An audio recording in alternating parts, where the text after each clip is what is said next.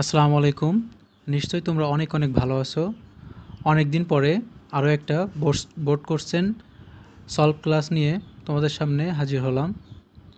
আজকের ক্লাসে আমরা যশোর বোর্ড 2024-এর এইচএসসি প্রিপোজিশন বাংলা অনুবাদ এবং এর রুলসগুলোর ব্যাখ্যা সহ সহজে সমাধান করব। এখানে তোমাদের এইচএসসি পরীক্ষায় টোটাল 10টা এরকম গ্যাপ দেওয়া থাকবে।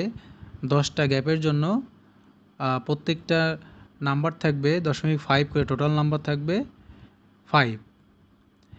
In Bangladesh the legal age, অর্থাৎ বাংলাদেশে প্রকৃত বয়স বা বৈধ বয়স ড্যাশ ম্যারেজ, বিয়ের, অর্থাৎ বাংলাদেশে বিয়ের প্রকৃত বয়স ড্যাশ গার্লস, বালিকাদের জন্য বা মেয়েদের জন্য ইজ 18, 18। তাহলে এখানে কি বোঝাচ্ছে দেখো, বাংলাদেশে বিয়ের প্রকৃত বয়স বা বৈধ বয়স, তাহলে বিয়ের বোঝালে কি হয়, অর্থাৎ এখানে র বা এর বোঝালে আমরা জানি অফ বা অফ হয়, র বা এর বোঝালে কি হয়, অফ হয়, অর্থাৎ এখানে বিয়ের প্রকৃত বয়স এটা কিন্তু বোঝাচ্ছে, তাহলে আমরা এখানে দিব অফ। বাংলাদেশে বিয়ের বৈধ বয়স ড্যাশ গার্লস, কাদের জন্য, মেয়েদের জন্য ইজ 18, 18 বছর বয়স। তাহলে এখানে জন্য বোঝালে কি বসে আমরা জানি, জন্য বোঝালে ফর বসে, ঠিক আছে। তাহলে এখানে আমরা দিব প্রিপোজিশন ফর, কারণ এখানে কি বোঝাচ্ছে, এখানে জন্য বোঝাচ্ছে। তাহলে পুরো লাইনটার মিনিং এমনটা দাঁড়ায়, বাংলাদেশে মেয়েদের জন্য বিয়ের প্রকৃত বয়স বা বৈধ বয়স হচ্ছে 18। এখানে র বা এর বোঝাচ্ছে বিবাহের, আর এখানে জন্য বোঝাচ্ছে, জন্য ফর হবে, আর এখানে র বা এর বোঝাচ্ছে বিয়ের, এরকমটা বোঝাচ্ছে, এই জন্য অফ হবে।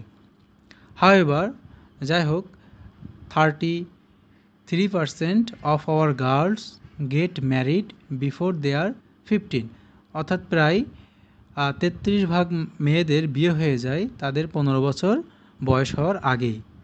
And 60% dash them become mothers dash the time they reach 19, এবং এখানে দেখা যায় প্রায় 60% মেয়েদেরই তারা কি হয়ে যায়, মা হয়ে যায় 19 বছর হওয়ার আগেই। তাহলে এখানে বলছে দেখো 60% ড্যাশ দেম, তাদের মধ্যে অর্থাৎ তাদের 60% বয়সেরই যারা বিয়ে হয়ে যায় তাদের প্রায় 60%-এর মধ্যেই কী হয়ে যায়, মা হয়ে যায়। কত বছর বয়সের মধ্যে, 19 বছর বয়সের মধ্যে, তাদের মধ্যে। তাহলে তাদের মধ্যে এখানে বোঝা যাচ্ছে 60% অফ দেম, অর্থাৎ তাদের প্রায় 60%-ই মা হয়ে যায় কত বছর বয়স হওয়ার আগে, 19 বছর বয়স হওয়ার আগেই। দে বিকাম, এই যে them become mothers dash the time, হ্যাঁ, কী হবে তাহলে এখানে বাই দ্য টাইম, নির্দিষ্ট সময়ের মধ্যে বুঝলে কী বসে আমরা জানি, বাই বসে। দেখো এখানে নির্দিষ্ট সময় বোঝাচ্ছে, কত সময়, 19 বছর। তাহলে পুরো লাইনটা এমনটা দাঁড়াচ্ছে 60% অফ দেম, তাদের প্রায় 60%ই বিকাম মাদার, মা হয়ে যায়, by the time they reached 19, 19 বছর পূর্ণ হওয়ার আগেই।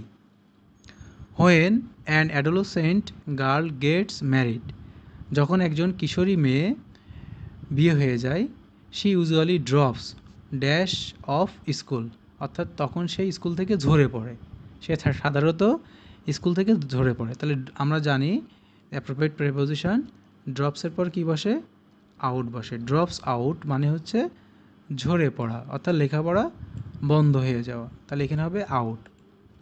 অ্যান্ড দাস, এবং এভাবে লসেস আর মোবিলিটি, মোবিলিটি মানে হচ্ছে চাঞ্চল্যতা, স্বাধীনতা, গতিশীলতা, ঠিক আছে, অর্থাৎ তাদের যে লেখাপড়ার স্বাধীনতা থাকে, চলাফেরার স্বাধীনতা থাকে, হ্যাঁ, বিয়ে হয়ে গেলে কিন্তু সেই স্বাধীনতা আর কি থাকে না।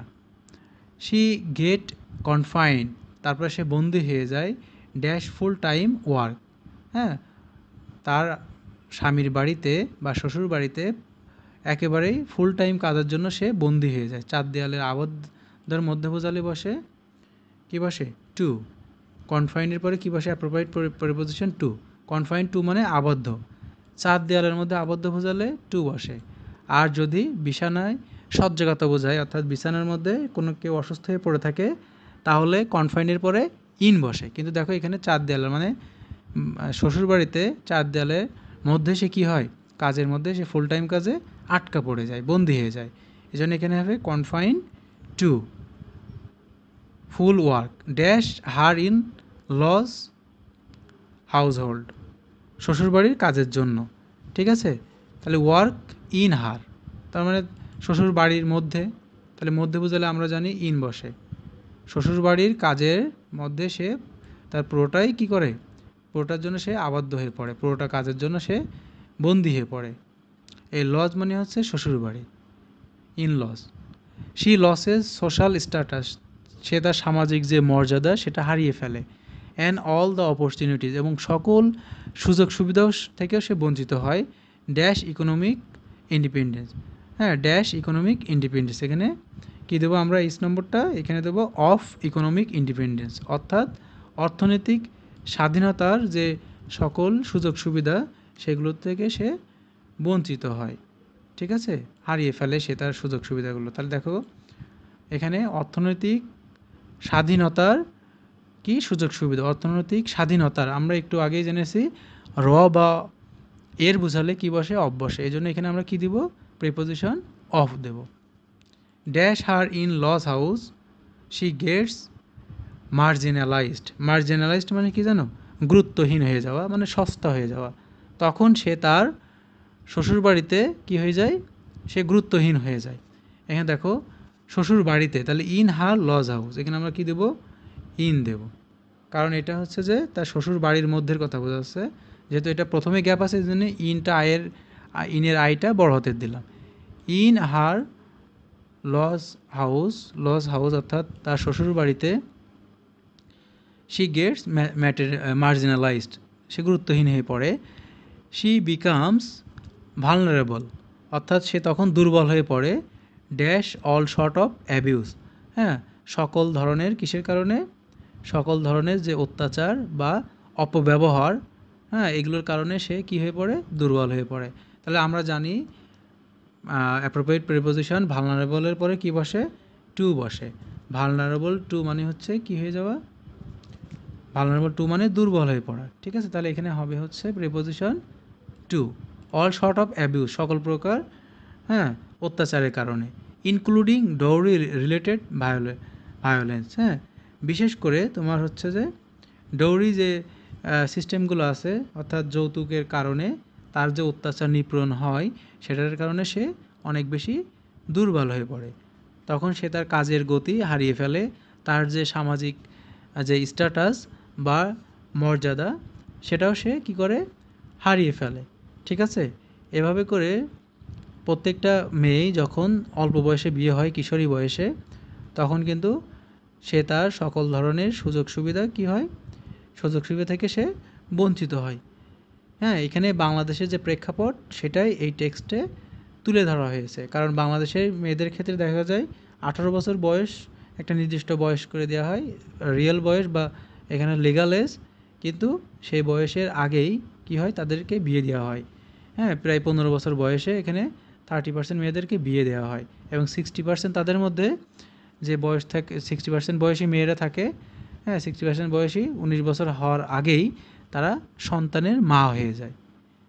হ্যাঁ এভাবে করে তারা যে সামাজিক মর্যাদা এবং তাদের যে একটা গুরুত্ব সেটা হারিয়ে ফেলে, সেটাই এখানে তুলে ধরা হয়েছে। এবং একই সাথে তারা যে যৌতুক প্রথার যে নির্যাতনের শিকার হয় সেটাও এখানে এই প্যাসেজে তুলে ধরা হয়েছে। আশা করি তোমরা প্যাসেজটা বুঝতে পেরেছো। বারবার প্র্যাকটিস করলে প্রিপোজিশন একেবারেই ইজি হয়ে যাবে। আজকে এই পর্যন্তই, আল্লাহ হাফেজ।